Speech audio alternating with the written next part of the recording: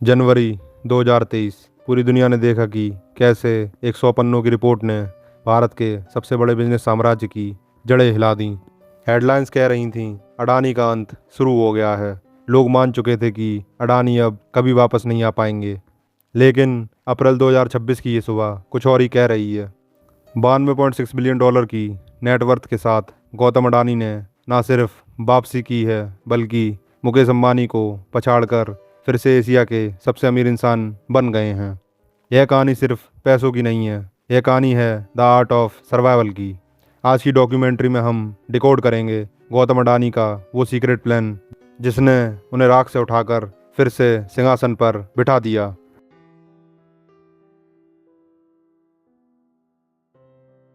कहानी शुरू होती है अहमदाबाद के एक मिडिल क्लास जैन परिवार से।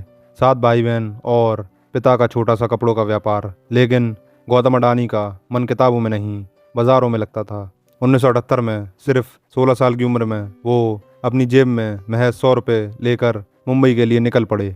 2 साल तक उन्होंने मुंबई के महेंद्र ब्रदर्स में डायमंड सॉर्टर के रूप में काम किया। उन्होंने हीरे की परख नहीं बल्कि इंसानों और धंधे की परख सीखी। 20 साल की उम्र में उन्होंने अपनी खुद की डायमंड ब्रोकरेज फर्म खोली और अपना पहला लाख कमाया। लेकिन असली मोड़ तब आया जब उनके बड़े भाई मनसुख भाई ने उन्हें वापस बुलाया। उनके भाई ने प्लास्टिक की एक छोटी सी फैक्ट्री खरीदी थी और उसे चलाने के लिए गौतम की ज़रूरत थी। यहीं से इंपोर्ट एक्सपोर्ट के किंग का जन्म हुआ।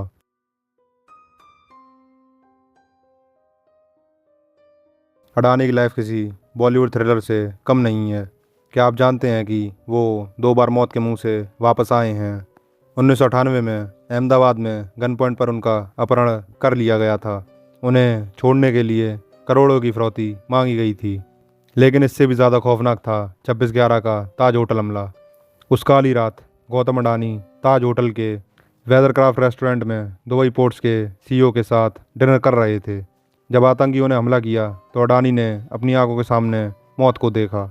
वो पूरी रात होटल के बेसमेंट में छुपे रहे। अगली सुबह जब वो बाहर निकले तो उन्होंने कहा, मैंने अपनी मौत को सिर्फ 15 फीट की दूरी से देखा है।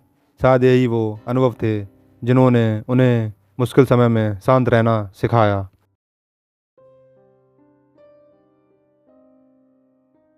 1991 के लिबरलाइजेशन ने अडानी को पंख दिए।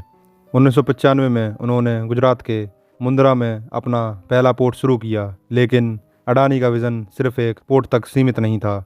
उनका बिजनेस मॉडल था जो देश को चाहिए वही अडानी बनाएंगे। उन्होंने thermal power, transmission, gas distribution और कोल माइनिंग में पैर पसारे। आलोचक कहते हैं कि वो बहुत ज़्यादा कर्ज ले रहे हैं, लेकिन अडानी का कहना था कि इंफ्रास्ट्रक्चर बनाने के लिए कर्ज जरूरी है। अडानी ने भारत के लॉजिस्टिक्स की रीढ़ की हड्डी पर कब्जा कर लिया।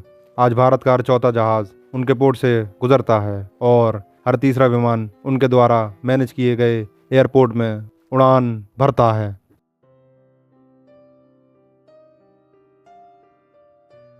24 जनवरी 2023 अमेरिका की एक छोटी सी फर्म हिडनबर्ग ने एक बम फोड़ा।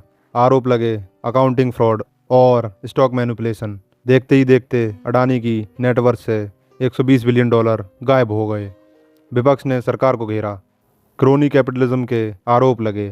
दुनिया भर की मीडिया ने अडानी का चैप्टर क्लोज मान लिया था। लेकिन यहीं से शुरू हुआ अडानी का ऑपरेशन क्लीन अप।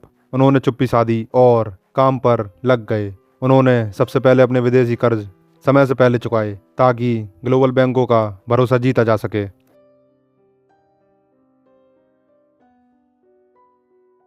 वापसी के लिए अडानी ने 2 बड़े दांव खेले।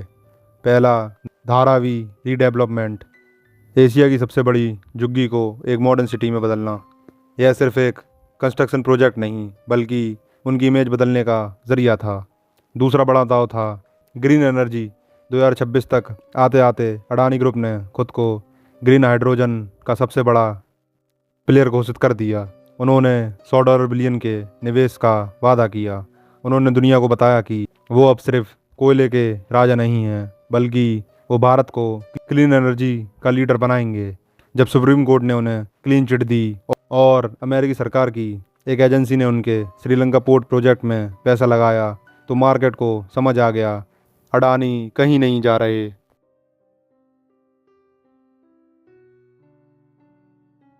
17 अप्रैल 2026 आंकड़े आए और साफ हो गया कि गौतम अडानी फिर से एशिया के नंबर 1 अमीर बन गए हैं।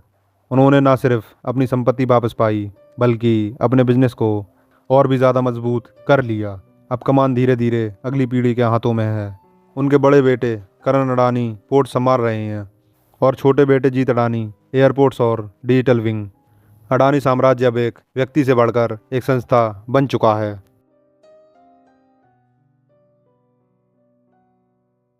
गौतम अडानी की कहानी हमें क्या सिखाती है? आलोचक उन्हें विवादास्पद कहते हैं, समर्थक उन्हें नेशनल बिल्डर कह सकते हैं, लेकिन एक हकीकत जिसे कोई नहीं बदल सकता वो ये है कि उन्होंने हार मानना नहीं सीखा। 100 रुपये से एशिया के नंबर 1 तक और फिर शून्य के करीब पहुंचकर दोबारा शिखर तक, यह यात्रा असाधारण है। क्या आपको लगता है कि अडानी का यह साम्राज्य भारत को विकसित राष्ट्र बनाने में मदद करेगा, या क्या आपको लगता है कि यह सिर्फ एक व्यक्ति की सफलता है? अपनी राय कमेंट्स में ज़रूर दें।